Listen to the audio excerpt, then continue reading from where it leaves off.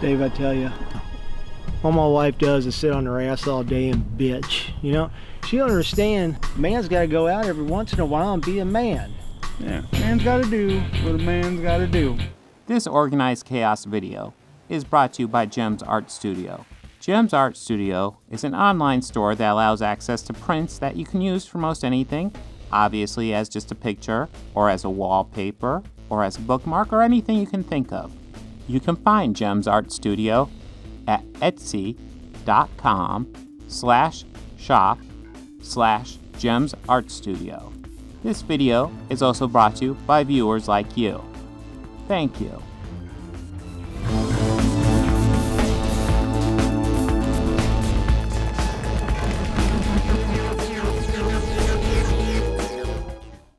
So, would you like to introduce yourself? My name is Kyle Murphy. I'm the writer, director, and producer of Vampire Foxes from Space.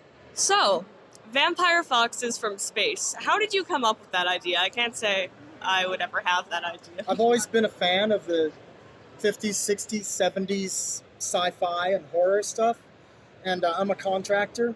And when we were doing some work in an old beer distribution warehouse in Anchorage, Alaska, that's where we shot the film, I pulled the lighting fixtures down and I had them in the back of my truck, and when I got back to the shop, I called a friend of mine. It's like, Denise, we've got a 1950s, 60s flying saucer right here. Let's make a fake trailer for a movie that doesn't exist, just for fun, and throw it out there.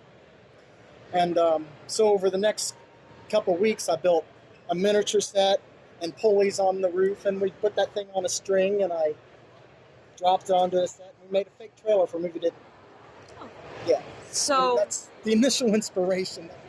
After we shot the trailer, we screened it at a local cinema, and we were very surprised and very flattered with how it went over to the audience.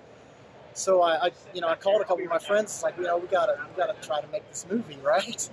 So I wrote a full feature film script, and we couldn't afford to do that. So I pulled out of that script what I would consider to be a full standalone short film story. It would stand on its own merits as well. And I built, so over the course of about a year and a half, I built 5 full-size sets and 4 miniature sets and a variety of apparatuses to just produce special effects.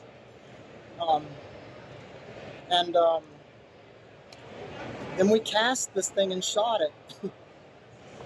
So this is up in Canada? We shot the whole thing in Anchorage, Alaska. Okay. My house, which was I'd done a number of short films prior to this, but this was the first one, literally, that as soon as I saw that lighting fixture sitting there, that flying saucer, I had the whole world, I had the whole scheme, I had the whole concept. It just fell from the sky. It really did. It was like, oh my gosh. And I was like this. It's like I called Denise, who was my co-producer. It's like, I got something. We got to try this. We got to try this. So how long is the movie? This version of the movie Yeah. is 22 minutes and 22 seconds How many long. pages of script was that? 11 pages. Well, I figure you got special action. You know what I mean? There are things happening that have when nothing I to do shoot with films, I do largely very visual storylines. Yeah. It's the same with this. While there's enough dialogue, it's largely a visual story. I like shooting that way. I like to have my dialogue support the visuals rather than the other way around. I guess that's the artist. I like to set scenes in myself, and that's why I do that. And so when we shot it, I didn't know what it was going to end up being. I just knew it wasn't going to be that 9 or 10 or 12 pages that I pulled out. I just knew where I wanted to start and stop the story. What was your favorite thing to do? And you're the editor too. So what was your favorite thing? Oh, wow. I've loved every single process of this film. That's wonderful. That's amazing. It was, if I can say, it was the most frustrating love affair that I've ever had. They're all like that. That's fine. It was frustrating, but every frustration was a new challenge that when it was overcome, it was like, yes, we did this thing. Sure. You know, but everything in the film is like, did I already say that? Everything's practical. There's no CGI. It's really a homage back to that era where I didn't want to ruin the whole feel of the thing and do that. Little old school. It's a lot old school. I mean, it's shot digital. It's digitally, but everything that you see in the film, I or people with me made. You know, whether it's parts, sets, special effects. The wormhole in the movie is literally a cloud tank. I had set up an apparatus to shoot that, much like they did in Indiana Jones, where they had the swirling clouds. Oh, cool. It's the same concept as that. I wanted to ask if you had like any advice for people that are getting into filmmaking and maybe want to try making their own movie. Oh, yeah, exactly what I did. Just do it. Don't think you don't have the right camera. Don't think you have the right product. Don't think you have the right story. Don't think you have the right anything. Just do it. I don't care if you're shooting it on a phone or if you're shooting on a toy. Use Home Depot lights that you buy for $9 a piece. Don't wait. Just get it in the can, as they say. And I did all my research by buying dollar DVDs at pawn shops, and I was watching behind the scenes. That's the only way I learned. You know, I never picked up a camera before 10 years ago, and all of a sudden we've made 16 short films, and then this film, 4 years, this project. So, would you like to tell us about your inspiration? Well, my inspiration after I started making films, I started researching. You start researching how to do things and what came before, and I've always been a fan of the 60s, 70s grindhouse exploitation type of films. And there was a filmmaker by the name of Ted V. Michaels, and he made films that you might recognize. Some films were not so good. Some of them could have been good, but he never had a good budget.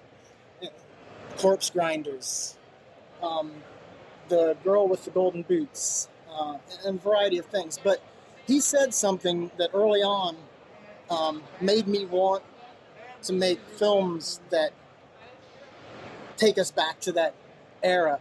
He inspired me with the way he did things and his passion for making film.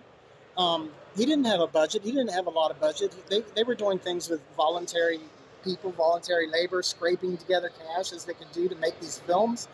But one thing he said is, he said, back in the day when we were making movies, we would do anything and everything that we could do to market these things. He said, for Corpse Grinders, we would have a corpse grinding machine inside the lobby of the hotel. We would have ambulances outside the cinema just to get people to wonder what's going on in there. They'd make them look. He said we'd have a nurse standing inside the cinema with a blood pressure apparatus and making them sign waivers before they go into the cinema in case they had heart attacks or anything. So I took that whole inspiration when we started this film, and it's like, I'm going to do exactly that. I'm going to do whatever it takes to market this thing on the streets, in people's face. I want to meet, I want to greet, and I want to have a lot of fun, and I want to have the crowd to have a lot of fun watching us do this. So that's about it, I guess. It's a very personable, in-your-face project. And when we've done virtual festivals, we've got accepted into virtual festivals. I've literally pulled out of them because it doesn't give the right Context? It doesn't put it in the right context. It doesn't. There's something about screening and a live screening, whether there's one person there or there's 90 people there, I can gauge the audience's reaction. And at each festival, it's like, okay, that didn't work quite as like I thought it would, so I could tweak it before the next festival. I'd have face-to-face conversations with people, what they liked, what they didn't like, why they did or didn't like, and it's been a really big help in the formation of this film. But yeah, Google right now is the best way. You'll find a slew of information about this film, largely due to all these festivals that we've been in this last year. We did a quite nice little festival around it. We put it out to festivals. I told Denise, again, I keep mentioning Denise, she's a wonderful right hand. it's like, well, we're done with this thing. Let's put it out to festivals and see what, maybe we'll get in one or two. And we got in a bunch. And then COVID hit, and oddly enough, I saw that as sort of a silver lining for us, because the film, literally, I had drive-in theater and cheesy little rundown cinema in my mind when I wrote this thing, and a lot of the festivals that didn't cancel moved to drive-in theaters, and so we got to screen on some wonderful theaters. We were on the biggest screen in Texas, which was an honor. It was the Lost River Film Festival. Okay. They had moved their cinema. A lot of the festivals did that. They did pop-up drive-ins or whatever, and this film lends itself to that. It was written for that, and so when COVID happened, and if the festival got creative and they went outside, we were there wherever they were going to accept us. I'm glad somebody got something positive out of it. And every one of those festivals on that poster over there that has screened in the United States, I've either flown or driven to, and everything else. Like I said, we shot it in Alaska, and I couldn't afford to go everywhere from there, so I've relocated to Cincinnati about 6 months ago for multiple reasons, but in part because it's a nice hub and I can work out of, and you can be a lot of places. A little far away. Well, not if you're there. But yeah, the whole thing is Alaska made from start to finish, everything. The script to the score. I think there's 12 or 13 pieces of custom music in the film that have all been written by, Alaskans. I like to keep it local wherever I go. When I'm in Cincinnati, I try to buy local for product, and if I'm in Alaska, I try to buy local. It's just, I don't know, it's part of my upbringing, I suppose.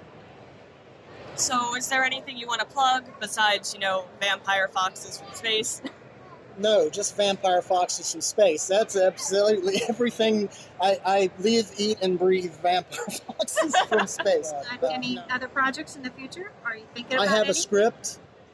I'm looking for a warehouse, a small warehouse where I can build sets for it as sort of an interim. It'll be a short film, and this one will be more scary, but it'll have the fantastical edge and over-the-top edge that I like to do. I don't really want to release a whole lot of information about it yet because it's still in the formation mode.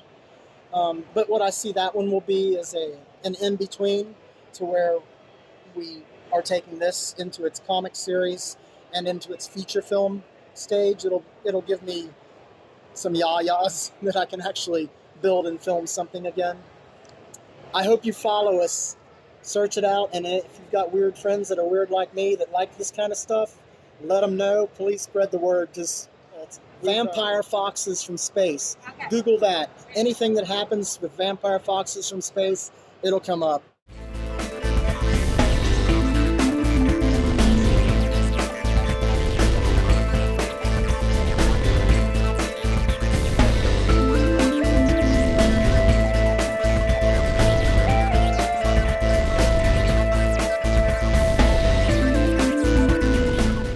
They think order and chaos are somehow opposites and try to control what won't be. I used to fuck guys like you in prison.